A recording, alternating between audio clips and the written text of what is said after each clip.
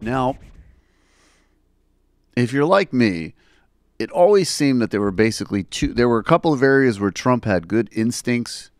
He seemed to know that the obvious moral and economic case of giving everybody free universal government health care was probably popular, which is why randomly, even in the Michael Wolff book, he apparently asked his aides why Medicare couldn't cover everybody.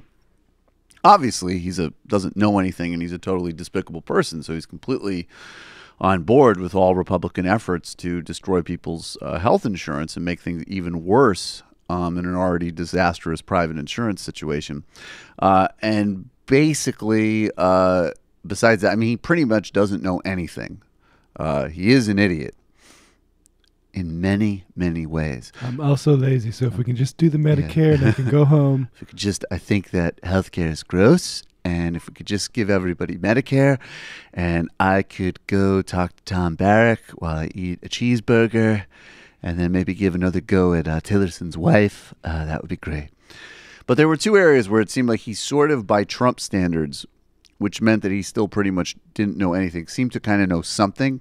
And those were eminent domain, awesome, because eminent domain, you can kick old people out of their homes and build a casino.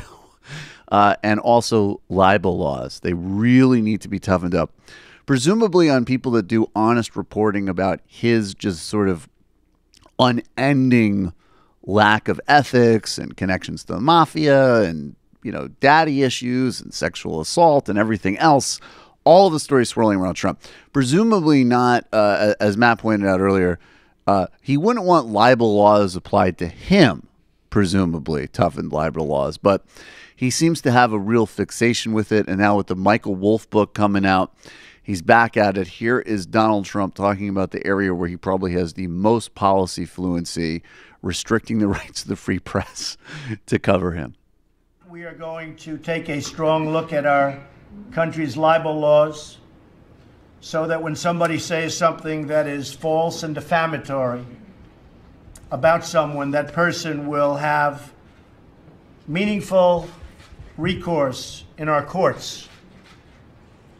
If somebody says something that's totally false and knowingly false, that the person that has been abused, defamed, libeled, will have meaningful recourse. Our current libel laws are a sham and a disgrace and do not represent American values or American fairness. So we're going to take a strong look at that.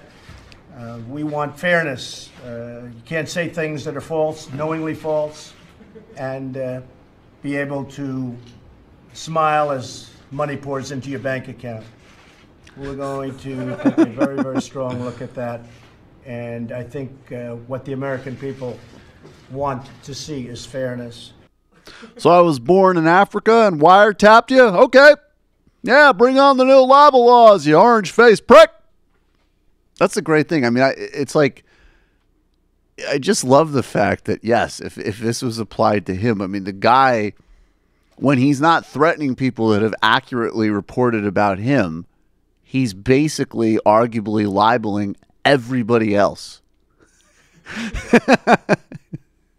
Like, even by UK standards, what might end up happening is that Trump's libel cases are still thrown out, even under a generous standard.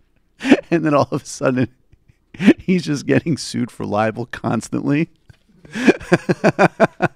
and losing. Hi, folks. Sam Seder here. We still need your help on our Patreon page. YouTube ads have come back, but not nearly as much as we had before. So if you can help us out, any little bit helps. Head over to our Patreon page right at this URL, and you'll help us keep helping you by making videos